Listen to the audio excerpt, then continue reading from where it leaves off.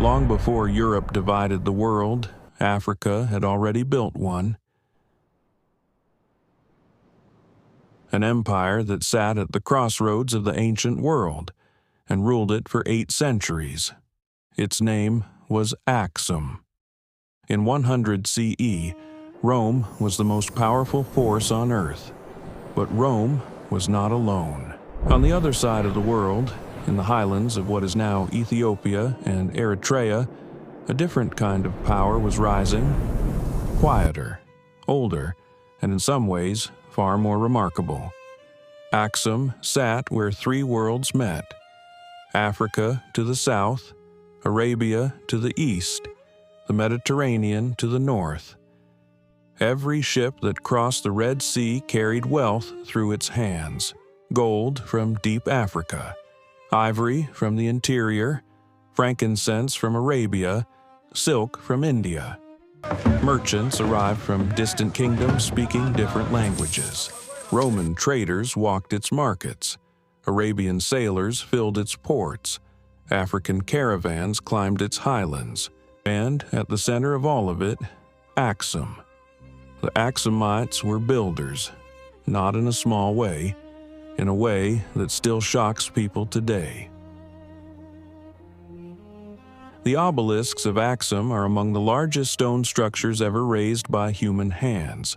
Some weigh over 500 tons.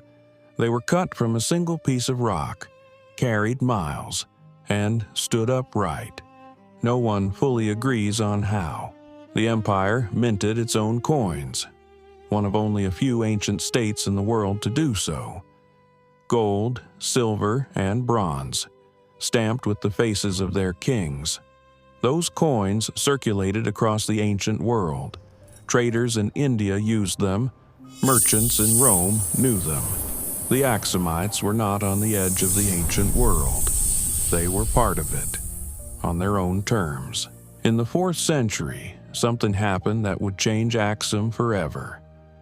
A king named Ezana converted to Christianity, not because a foreign power forced him to, not because of political pressure. He chose it, and with him the entire empire followed. This was 330 CE. The Roman Emperor Constantine had only just made Christianity legal in Rome, and already Aksum had made it the state religion.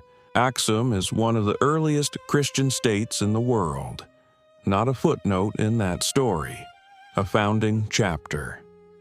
The Garama Gospels, the oldest illustrated Christian manuscripts ever discovered, were made here, in Aksum.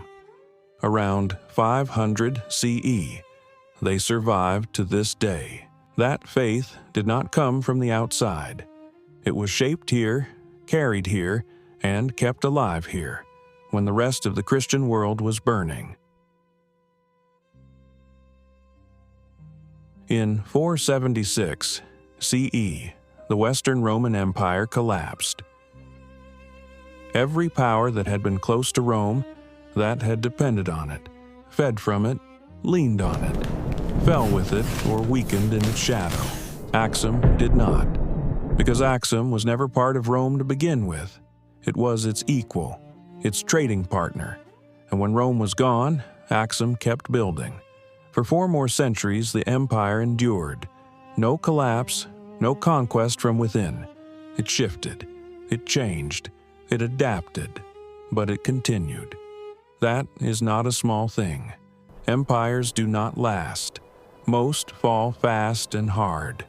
Aksum lasted 800 years. And then, slowly, it faded. Historians still debate why. Trade routes shifted. The climate changed. The rise of Islam reshaped the region. The empire grew smaller, withdrew inward. By 940 CE, it was over, not with a bang, quietly, the way ancient things often end, but some things it left behind cannot be explained. The obelisks still stand. Scholars still argue about how they were moved. Beneath the soil around Aksum, new chambers are still being found. New tombs, new inscriptions. In 2008, Italy returned an obelisk it had taken during Mussolini's occupation.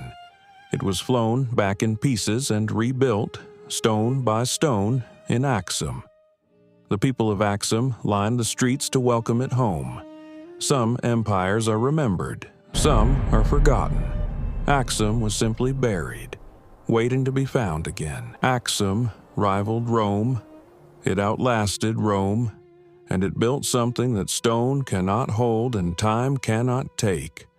A civilization that shaped the world long before the world agreed to remember it.